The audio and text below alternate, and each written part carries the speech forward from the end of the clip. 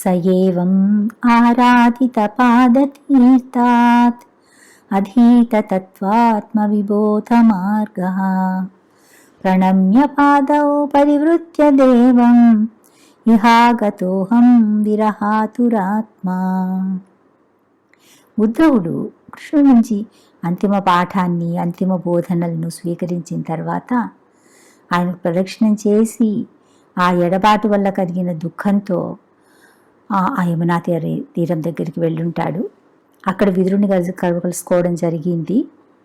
మరి విదురుడు అక్కడికి ఎలా వచ్చాడు అంటే ఆ సందర్భం గురించి ఇక్కడ చెప్తున్నారు. యుధిష్ఠిరుడు ధర్మాన్ని ఆచరించేవాడు కావటం వలన ధర్మరాజుగా గుర్తించబడ్డాడు. అధర్మంగా జూదంలో ఓడించబడినప్పటికీ తన నలుగురు సోదరులు భార్య ద్రౌపదితో కలిసి వనవాసానికి వెళ్ళాడు. నియమం ప్రకారం 12 సంవత్సరాల అరణ్యవాసము, 1 సంవత్సరం అజ్ఞాతవాసము గడిపి తిరిగి వచ్చారు. తర్వాత ధర్మబద్ధమైన తమ రాజ్యాన్ని తిరిగి ఇవ్వమని అర్థించాడు. కానీ అహంకారంతో కళ్ళు మూసుకుపోయిన దుర్యోధనుడు గాని, పుత్ర మమకారంతో మాయామోహితుడైన ధృతరాష్ట్రుడు గాని ఆ ప్రతిపాదనని అంగీకరించారు. వాళ్ళ తరఫున దూతగా వచ్చిన కృష్ణుడి శాంతి సందేశం కూడా దుర్యోధనుడికి అంగీకారంగా లేదు. అప్పుడు విదురుడు పలికిన హితవచనాలు దుర్యోధనుడిని ఇంకా ఎక్కువగా ఆవేశానికి, కోపానికి గురయ్యేలా చేస్తాయి. దాసీపుత్రుడు అని విదురుణ్ణి తిరస్కారంగా మాట్లాడడం, ఇవన్నీ అంటే అలా మాట్లాడడమే కాకుండా ఇతన్ని చావగొట్టి రాజమందిరం నుంచి, రాజభవనం నుంచి వెళ్ళగొట్టండి అని ఆదేశాలు ఇస్తాడనమాట. ఇంకా ఆ అనర్థం కూడా జరగకముందే విదురుడు ఇంటిని, హస్తినాపురాన్ని వదిలేసి తీర్థయాత్రలకు బయలుదేరి ఉంటాడు. కేవలం శ్రీకృష్ణున్నే ధ్యానిస్తూ తీర్థయాత్ర చేసే మార్గంలో ప్రభాస క్షేత్రం చేరేసరికి కురుక్షేత్ర సంగ్రామం ముగిసి ధర్మరాజ చక్రవర్తి కావటం జరిగింది. అంటే విదురుడు ఇంటి నుంచి బయలుదేరిన తర్వాత కురుక్షేత్ర సంగ్రామం మొదలైంది. ఈతను అవన్నీ తీర్థక్షేత్రాలన్నీ దర్శించుకుంటూ ప్రభాస క్షేత్రం అనే ప్లేస్కి వచ్చేసరికి యుద్ధం అయిపోవడము, ధర్మరాజు చక్రవర్తి కావడము జరిగింది. అక్కడ ఈ కురువంశ వినాశ వార్త, యదువంశ వినాశ వార్త రెండు కూడా విదురుడికి తెలిసాయి. తర్వాత ఇంకా భారతదేశం పశ్చిమ ప్రాంతం నుంచి ప్రయాణం చేస్తూ చివరికి ఆ యమునా తీరం దగ్గరికి వస్తాడు. అక్కడ ఉద్ధవుడు కలిశాడనమాట. అప్పటికే యదుకులం నాశనం గురించి, కృష్ణుడి నిర్గమనం గురించి తెలుసున్నప్పటికీ కూడా విదురుడికి అది ఆ వార్త అఘాతంలాగుంది, అది యథార్థం కాకపోతే బాగుండు అనే ఒక చిరు ఆశ ఉంది. అందుకనే ఉద్ధవుడిని ఆ కృష్ణుడి గురించి, కుటుంబ సభ్యుల గురించి ప్రశ్నిస్తాడు. ఆయన అలా ప్రశ్నించేసరికి ఉద్ధవుడు ఇంకా కృష్ణుని తలుచుకుంటూ భావోద్వేగానికి గురి కావడము, తర్వాత కృష్ణుడి అంతర్ధానాన్ని, తన దౌర్భాగ్యాన్ని తలుచుకుంటూ సమాధానం ఇవ్వడం గురించి ప్రస్తుతం మనం 2 చాప్టర్లుగా చెప్పుకుంటూ ఉన్నాము. ఈ శ్లోకంలో ఉద్ధవుడు కృష్ణుడి నుంచి గ్రహించిన ఆత్మజ్ఞాన అవగాహనను నిరాకారవాదులు ఏ విధంగా మిస్ఇంటర్ప్రిటేషన్ చేశారు, అంటే తప్పుగా వ్యాఖ్యానించారు అనే విషయం గురించి ప్రభుపాద పర్పోర్ట్లో రాశారు. నిరాకారవాదులంటే భగవంతుడి వ్యక్తిగత స్వరూపాన్ని తిరస్కరిస్తారు. వైష్ణవులని ద్వైతవాదులు అంటారనమాట.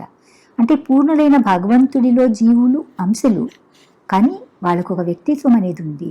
అందువలన ఒక్కడైన భగవంతుడిని అనేకులైనటువంటి జీవులు వీరిద్దరిని గురించి తెలియజేసేది ద్వైత సిద్ధాంతము. వైష్ణవులందరూ కూడా దీన్ని ఫాలో చేస్తారు. అయితే నిరాకారవాదులు కూడా అదే ఫిలాసఫీ తీసుకున్నారు.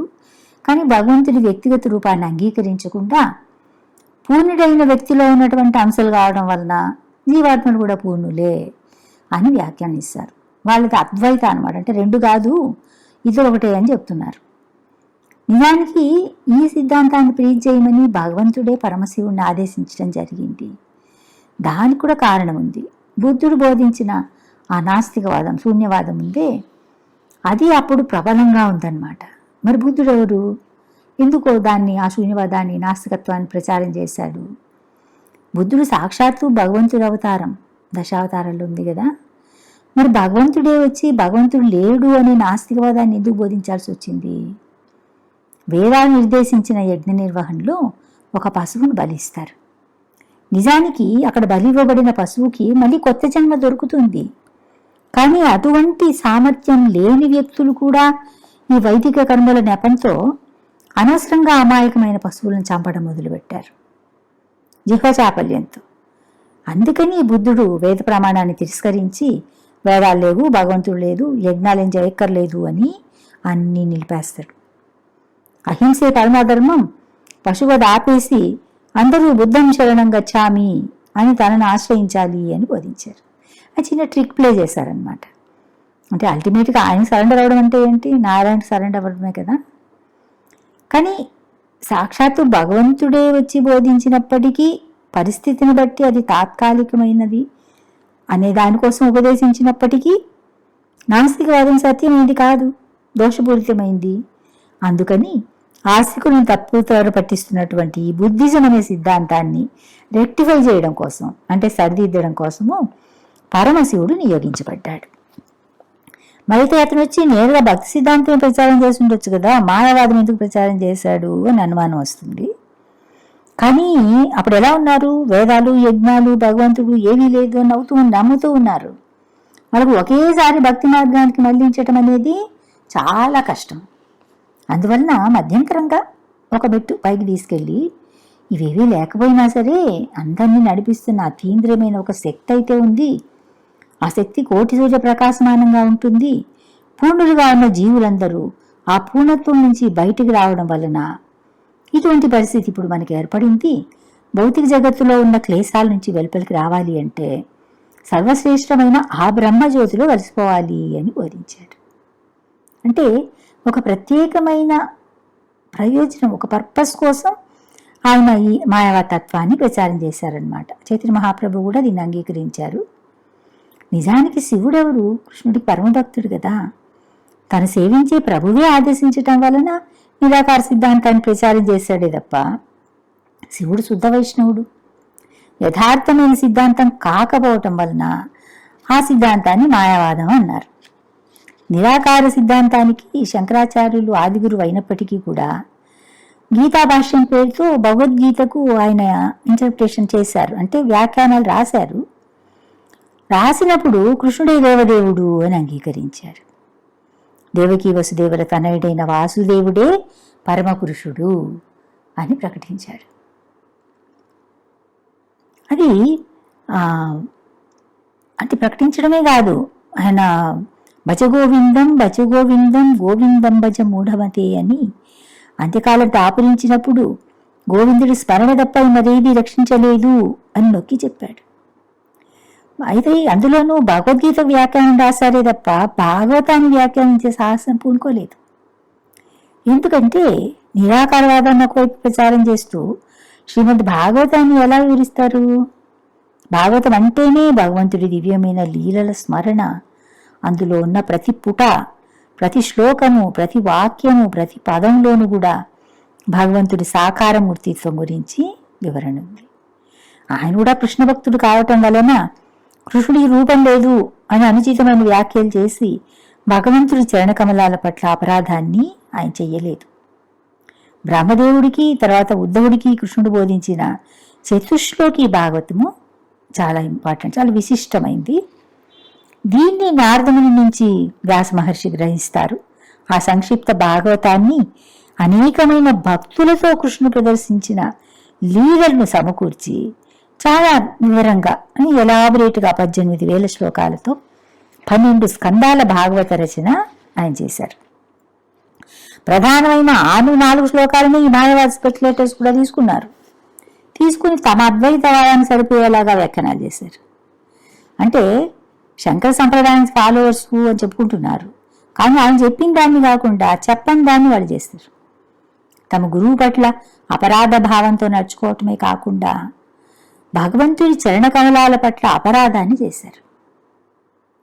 నిజానికి శ్రీమద్ భాగవతం అంటే విశుద్ధ భక్తికి సంబంధించిన విజ్ఞాన శాస్త్రం.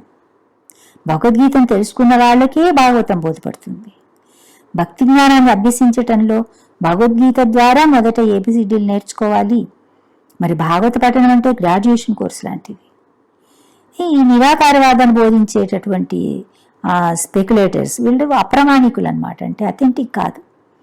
వాళ్ళు భాగవతానికి వక్ర భాష్యాలు చేసి జనాన్ని తప్పుదో పట్టిస్తున్నారు. అందుకని అంటే ఎప్పుడు కూడా అటువంటి వాళ్ళు ఇలా అపరాధాలు చేస్తూ ఉంటే బ్రహ్మజ్యోతులు లీనం అవ్వడం వదిలిపెట్టండి, స్వర్గాలకు వెళ్ళడం వదిలిపెట్టండి, చివరికి నరకాల్లో కూడా పడాల్సి వస్తుంది అన్నమాట. అందుకే అటువంటి వాళ్ళు అసుర జాతుల్లో, అసుర జీవజాతుల్లో మళ్ళీ మళ్ళీ జన్మలు పొందేలాగా అటువంటి వాళ్ళు తయారవుతారు. వాళ్ళు ఎప్పుడూ నన్ను పొందలేరు, క్రమంగా ఇంకా హేయమైన జన్మలు తీసుకోవాల్సి వస్తుంది అని కృష్ణుడు స్వయంగా చెప్పాడు భగవద్గీతలో. ఆసురీం యోనిమాపన్న మూఢా జన్మని జన్మని మాం అప్రాప్య ఏవ కౌంతేయ తతః యాంతి అతమాంగతిం. సో మరి కృష్ణుడు అలా చెప్పాడే, మరి అందరికీ సుహృదుడిని నేను అంటున్నాడే, అటువంటి భగవంతుడు ఇంత మరి అసురుల పట్ల ఎంత అసురులైతే మాత్రం ధైర్యమైన వాళ్ళగా ఎందుకు ప్రవర్తించాడు అంటే, ఇప్పుడు మామూలుగా మనం చూస్తుంటాం కదా, ఎవరైనా తప్పట్ల ఎవరైనా ఏదైనా తప్పు చేశారు లేదా ఏదో నేరం చేశారు అంటే వాళ్ళపైన పగ తీర్చుకోవడానికో లేదా వాళ్ళకి బుద్ధి చెప్పడానికో మళ్ళీ వాళ్ళని శిక్షిస్తారనమాట, వాళ్ళ పట్ల రివెంజ్ తీసుకుంటారు. కానీ భగవంతుడు అలా కాదు, ఆయనకి ఎవరి పట్ల ద్వేషం ఉండదు. హీన జాతుల్లో వాళ్ళు జన్మించడంగా చేయటం కూడా వాళ్ళ మంచి కోసమే. అలాగే ఆయన చేత చంపబడిన వాళ్ళు కూడా ముక్తులవుతున్నారు. నీచమైన జంతు దేహాలను పొందటం ద్వారా వాళ్ళు తమ పాపాన్ని ప్రక్షాళన చేసుకుంటారు. అది కూడా ఆయన చూపించే దయే. ఉద్ధవుడి లాంటి విశుద్ధ భక్తుడు డైరెక్ట్గా కృష్ణుడి నుంచి ఈ చతుశ్లోకి భాగవతాన్ని తెలుసుకోవటం వలన ప్రేమకు సంబంధించిన అటువంటి ఆత్మజ్ఞానంలో ఉన్నటువంటి గూఢమైన విషయాలు కూడా తెలుసుకున్నాడు. అందుకే పరమాం స్థితి అని చెప్పటం ద్వారా ఉద్ధవుడు రెండు విధాలుగా అంటే ఒక అలౌకికమైన అనుభూతిని ఏకకాలంలో రెండు రకాలుగా అనుభవిస్తున్నాడు. నిరంతరం భగవంతుడి లీలాస్మరణలో ఉండటం వలన కృష్ణుడితో ఉన్నట్లుగానే ఫీల్ అవుతాడు. అదే సేమ్ టైంలో అతనితో కలిగిన ఎడబాటు కారణంగా ఆ వియోగ దుఃఖాన్ని అనుభవిస్తున్నాడు. ఇది గోపి భావన. చైతన్య మహాప్రభువు మహోన్నతమైన ఆ భావాన్ని అనుభవించి ప్రదర్శించారు. యుగాయితం నిమేషేన చక్షుషా ప్రావృషాయితం శూన్యాయితం జగత్సర్వం గోవింద విరహేణ మే. గోవింద, నీ విరహ భావనతో నాకు ఒక్క క్షణం కూడా ఒక యుగంలా అనిపిస్తూ ఉంది. అశ్రుధారలు వర్షంలా స్రవిస్తూ ఉన్నాయి. నువ్వు లేని ఈ ప్రపంచం నాకు శూన్యంగా ఉంది. ఇది చైతన్య మహాప్రభు తమ శిక్షాష్టకంలో చెప్పారు. భగవంతుడి పట్ల ఆ వియోగం అనే ఫీలింగ్, ఆ భావన మేల్కొనకపోతే చతుశ్లోకి భాగవతాన్ని ఎవరు అర్థం చేసుకోలేరు. బుద్ధుడు అటువంటి ఉన్నతమైన స్థితిలో ఉండటం వలన కృష్ణుడి ముఖారవింద దర్శనానికి తప్పించిపోతూ ఉన్మత్తుడిలాగా అనిపిస్తున్నాడు.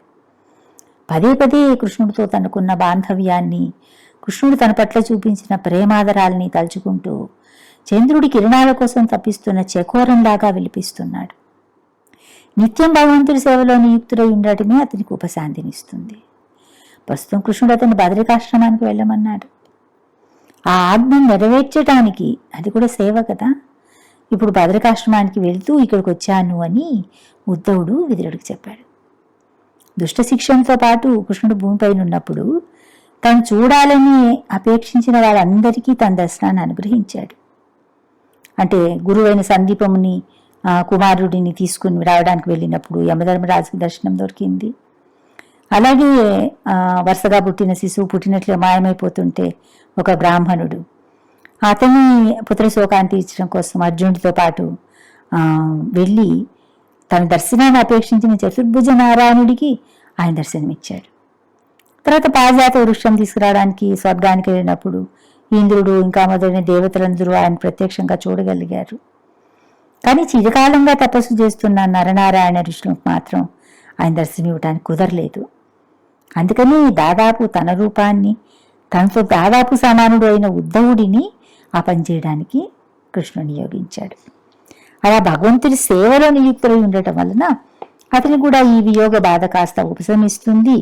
పైగా సాధు పురుషులతో సాహచర్యం కూడా లభిస్తుంది అని కృష్ణుడి ఉద్దేశం అన్నమాట. మరి నరనారాయణ ఋషులు కూడా భగవంతుడి అవతారమే. వాళ్ళిద్దరూ ఇన్సెపరబుల్ ట్విన్స్ అనమాట. అంటే ఇద్దరి మధ్య భేదం లేదు. సృష్టి ప్రారంభం నుంచి అందరి సంక్షేమం కోసం ఎన్నో ఆస్టరిటీస్ తీసుకుంటూ ధ్యానము తపస్సుల్లో వాళ్ళు మగ్నులై ఉన్నారు. నర నారాయణ అని 2 రూపాలుగా చెప్తున్నా కూడా కొన్ని సందర్భాల్లో నరనారాయణ ఋషి అని ఒకే వ్యక్తిగా కూడా చెప్తూ ఉంటారు. వీళ్ళు నివసిస్తున్న బదరికాశ్రమము హిమాలయ పర్వతాల అంచుల్లో ఉంది.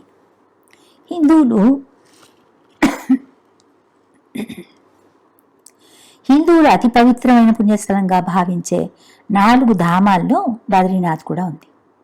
ద్వారక, రామేశ్వరము, జగన్నాథ్పురి, బద్రీనాథ్. వీటిని చార్ధామ్ అంటారు. సాక్షాత్తు భగవంతుని నివసించే వైకుంఠ ధామాలుగా వీటిని చెప్తారు. నిజానికి ప్రపంచంలో ఉన్నది ఒకటి ధర్మము, ఒకటి మతము.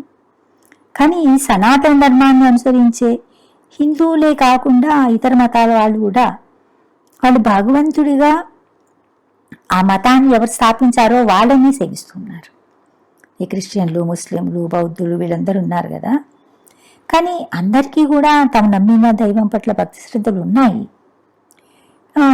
హిందువుల్లో కూడా ఎంతోమంది దేవతలు ఉన్నారు కదా, ఎన్నో దేవాలయాలు ఉన్నాయి. తీర్థయాత్రల పేరుతో లక్షలాది మంది జనం దర్శనాలకు వెళ్తూ ఉంటారు. వీటన్నిటిలోనూ ఆధ్యాత్మిక జ్ఞానం కలిగించి ఆధ్యాత్మిక జగత్తుకు చేరుకోవాలి అంటే నిజంగా దర్శించి సేవించి తరించాల్సింది విష్ణుధామాలు. ఈ ప్రాపంచిక సౌఖ్యాల కోసం ఎవరినైనా సేవించవచ్చు. కానీ ఈ భౌతిక జగత్తు కానీ వాటి పాలకు నిర్వహించే ఉపదేవతలు కానీ వారి వల్ల పొందే వరాలు కానీ ఏవి శాశ్వతం కాదు. అటువంటి ఐహిక సుఖాల కోసం పాకులాడకుండా శాశ్వతమైన ఆనందాన్ని పొందాలి అంటే భగవంతుడి చరణ కమలాన్ని ఆశ్రయించాలి. కానీ అందరికీ అటువంటి రియలైజేషన్ ఉంటుంది కదా.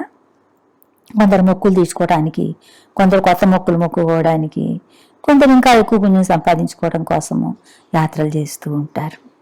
అయితే వాళ్ళు కూడా అలా చేసేవాళ్ళు కూడా వాళ్ళు 4 రకాల వాళ్ళని కూడా అందరూ పుణ్యాత్ములే అని చెప్పాలి. ఎందుకంటే కోరిక ఏదైనా భౌతికమైనది అయినా కూడా భగవంతుని ఆశ్రయిస్తున్నారు వాళ్ళు. అదే కృష్ణుడు చెప్తాడనమాట, చతుర్విధా భజంతే మాం అనేసి. ఇంద్రియపరమైన కోరికలు ఎంత డీప్గా ఉంటాయంటే మరణానికి చేరువవుతున్న సమయంలో కూడా దేహం దుర్బలం అవుతుందే కానీ ఆ కోరికలు మాత్రం బలంగానే ఉంటాయి. అటువంటి ఒక శ్రీమంతుడు కథ అంటే కథ కాదు, నిజం లాంటి కథ, అతని గురించి చెప్తాను. ఈ ప్రపంచంలో డబ్బుంటే చాలు, మిగిలినవన్నీ వచ్చేస్తాయన్నమాట. ఏమొస్తాయి? కుటుంబము, బంధువులు, ప్రేమ, ఆప్యాయత, సొసైటీలో పేరు, ప్రతిష్ట. కానీ అది విద్యా వినయం ఉన్నా లేకపోయినా సరే ఆ డబ్బు ఉంది అంటే సమాజంలో సెలబ్రిటీగా వచ్చేస్తుంది అది. అటువంటి శ్రీమంతుడు అతను జీవితాన్ని అందినంత వరకు అనుభవించాలి అని విచ్చలవిడిగా ఆ సుఖాల కోసము ఆ డబ్బులు ఖర్చు పెట్టేవాడు. ఇంకా డబ్బులు సంపాదించాలి. తను తన భార్య పిల్లలే కాదు, ఇంకా కుటుంబము తరతరాలకు ఎటువంటి తక్కువ లేకుండా, అంటే ఎటువంటి లోటు లేకుండా అన్నీ అనుభవించేటటువంటి అరేంజ్మెంట్లు చేయాలి. ఇదన్నమాట అతని గోల్. కానీ అతనికి తెలుసు ఏదో ఒక మరణించక తప్పదు అనేసి. అలా ఒకవైపు లైఫ్ ఎంజాయ్ చేస్తున్నా కూడా దాని గురించి కూడా ఆలోచిస్తున్నాడు. అని ఒకసారి కొంతమంది ప్రీచర్స్, అంటే టెంపుల్ పరంగా ప్రీచర్స్ ఉంటారు కదా, వాళ్ళు అతను కలుస్తారు. కలిసినప్పుడు వాళ్ళు చెప్తారు, అంటే ఈ దేహం అనేటటువంటిది, మానవజన్మ అనేటటువంటిది చాలా మనకు ఎప్పుడో కానీ దొరకదు, అపురూపమైంది. ఇది మనకు శాపం లాంటిదైనా కూడా మనం దీన్ని వరంలాగా ఉపయోగించుకోవాలి. దీంతో మనము ఉపయోగించుకుని జనమరణాల చక్రాల భవసాగరం నుంచి బయటపడవచ్చు. ఇవన్నీ వాళ్ళు ప్రీచ్ చేస్తుంటారు. కానీ వాళ్ళ బోధన లేదు, అతనికి సూచించలేదు. ఏదో డొనేషన్ ఇవ్వమంటే సరే కానీ ఎప్పుడో రాబోయే చావు గురించి ఆలోచిస్తూ ఇప్పటి ఆనందాన్ని అనుభవించకుండా ఉండే ఐడియానే అతనికి నచ్చలేదు. అంతే నారాయణ స్మృతి అని వాళ్ళు చెప్పారు. కానీ దాన్ని కూడా అతను ఏమనుకున్నాడు, ఎప్పుడో చివరిలో కదా దేవుని తలుచుకోవడం, నాకు ఇంకా చాలా సమయం ఉందిలే, ప్రస్తుతానికి నేను చాలా బిజీగా ఉన్నాను అనుకుంటాడు. అయితే ఒక్క మాటని సీరియస్గా తీసుకున్నాడు, పునరపి జననం పునరపి మరణం. అతను కూడా చూస్తున్నాడు ఫ్యామిలీలో తండ్రులు తాతలు మరణాలని, ఎంతోమంది సునామీలు ఫ్లడ్లు ఏదో యాక్సిడెంట్లు జరిగినప్పుడు ఎంతోమంది చనిపోతూ ఉన్నారు. అంటే అనుకోకుండా చనిపోతున్నారు. ఎప్పుడు చనిపోతాననేది ఏం లేదు ముందు. అలా కాకుండా ఈ మృత్యు ఎప్పుడు వస్తుంది అనే ఇన్ఫర్మేషన్ కనుక ముందే తెలిస్తే అరేంజ్మెంట్స్ అన్ని వెంటనే చేసుకోవచ్చు అనుకుని ఆ ఆలోచనతో అతను కొన్ని మంత్రాలు అవి ఇవి తపస్య ఆస్టరిటీస్ అన్నీ చేసుకుని యమధర్మరాజుని ప్లీజ్ చేసుకుంటాడు. యమధర్మరాజు ఏం కావాలి అని అడుగుతాడు. ఇతనేమి హిరణ్యకశిపులాగా మరణం లేకుండా వరం ఇవ్వమన్నాడు. ఎందుకంటే తెలుసు కదా, బ్రహ్మదేవుడు చెప్పాడు నా చేతిలో లేదయ్యా అని. అందుకే ఏమంటాడంటే నాకెప్పుడు మృత్యు వస్తుందో నువ్వు ముందే నాకు మెసేజ్ ఇవ్వాలి అంటాడు. యమధర్మరాజు నవ్వుకుని ఓకే అలాగే కానీ అనేసి వెళ్ళిపోతాడు. ఇంక అతను కంప్లీట్గా ఫ్రీ అయిపోయాడనమాట. ఇంకేమి నాకు తెలుస్తుంది, ఎలాగూ నాకు మెసేజ్ వస్తుంది, ఇంకెటువంటి భయం అక్కర్లేదు, అన్నీ ఎప్పుడైతే మెసేజ్ వస్తుందో అప్పుడు వీటి గురించి అంత ఆలోచించుకోవచ్చు, అది ఇంకా హాయిగా జీవితం ఎంజాయ్ చేయడమే అనుకుని ఇంకా అడిక్ట్ అయిపోతాడు. అట్లా జరుగుతూ ఉంటుంది. తర్వాత మళ్ళీ ఇంకోసారి కూడా వాళ్ళు వస్తారు, ఎవరు డివోటీస్ వస్తారు. వాళ్ళు వచ్చినప్పుడు మళ్ళీ వాళ్ళు దాని గురించి చెప్పడానికి ట్రై చేస్తారనమాట. ఈ స్పిరిచువాలిటీ అనేది ఏ విధంగా దీని ఉంటుంది, ఇవన్నీ అంటే వాళ్ళు ఏం చెప్తున్నా కూడా అతనికి ఏదో ఫిలాసఫీలాగా అనిపిస్తుందే కానీ అది నిజం అనుకోవటం లేదు. అందుకే అతని పర్సెప్షన్ కూడా అదే అనమాట. ఈ హ్యూమన్ బాడీ చాలా విలువైంది అని మాత్రం నమ్ముతున్నాడు. ఎందుకంటే సుఖాలని దాంతోనే కదా అనుభవిస్తున్నాడు. అది వెళ్ళిపోకముందే ఇంకా ఎక్కువ సుఖాలు అనుభవించాలి అని ప్రయత్నిస్తున్నాడు.